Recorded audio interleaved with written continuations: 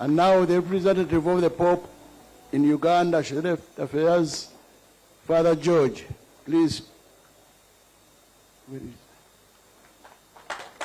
Thank you.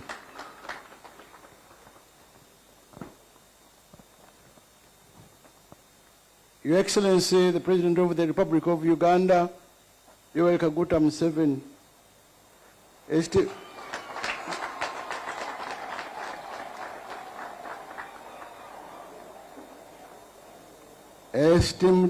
esteemed leaders of government, I think right now led by Right Honorable Robin Anabanja,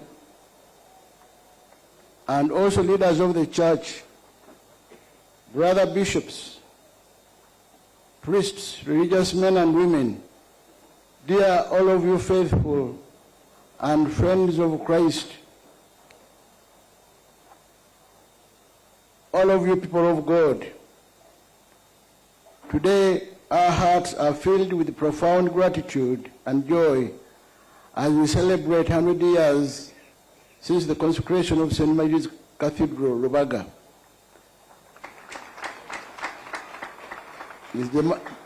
It is our mother church of our archdiocese, a symbol of faith, endurance, and God's abiding presence among his people. This sacred place has stood as a witness to Uganda's journey of faith, from the first seeds planted by the early missionaries to the flourishing Catholic community we see today. Your Excellency, we are deeply honored by your presence and participation in this historic celebration. Your coming here today is a sign of solidarity with the Church and a testimony that faith remains a pillar in building our nation. We sincerely thank you for your continued support to the Church in Uganda through collaboration in education, health, social services, and moral formation. Many of our schools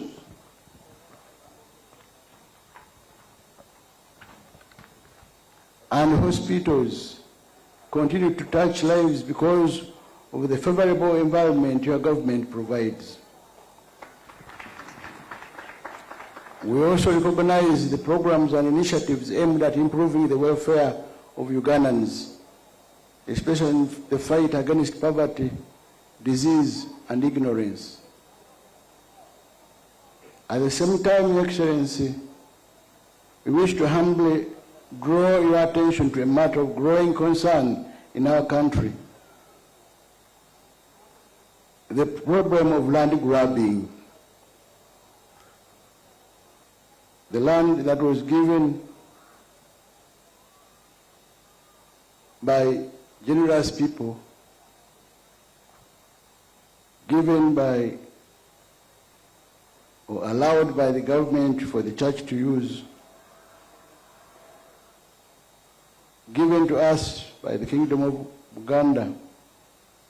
There are those land grabbers who don't fear to touch the wealth of God.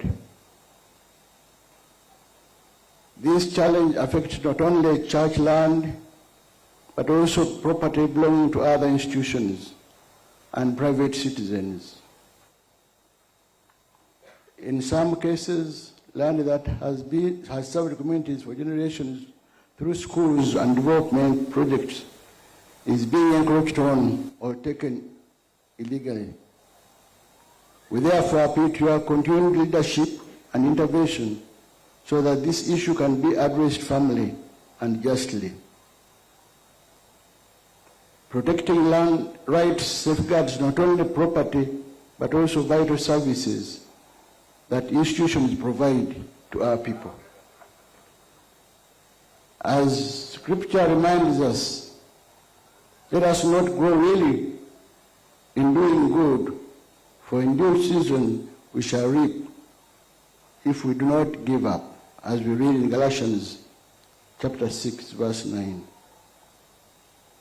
Your Excellency, we encourage you and your government to continue doing good for the common good of all Ugandans without discrimination.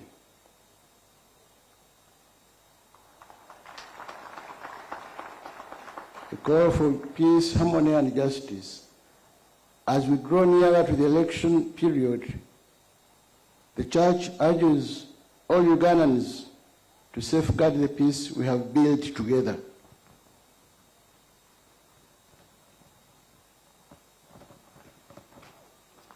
Elections should never divide us, but rather strengthen our commitment to justice, respect, and unity.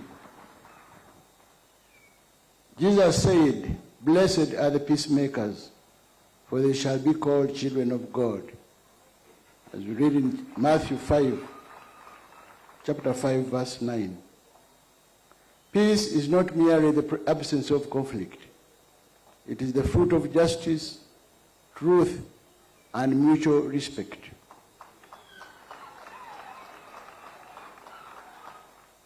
We appeal to all leaders, political, religious, and community, to guide the nation with wisdom and humility. Let every Ugandan feel valued and heard, and let no one be left behind. In this spirit, I recall the words of Pope Francis, who said in his apostolic exhortation, Evangelii Gaudium, the joy of the gospel, number 205, quote, "I ask God to give us more politicians capable of sincere and effective dialogue aimed at healing the deepest roots, and not simply the appearances of the evils in our world.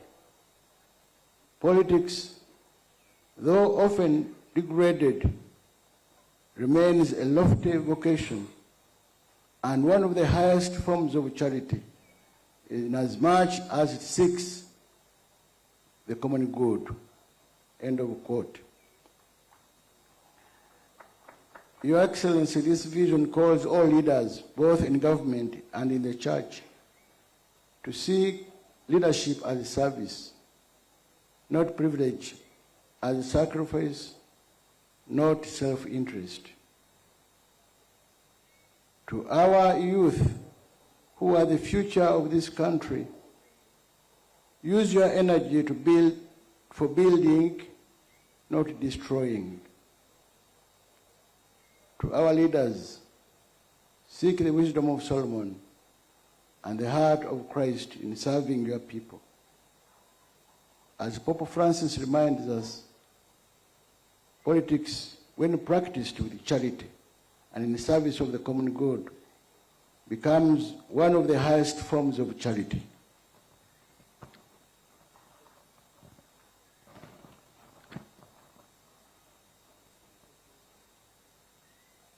Faith, hope, and gratitude to all.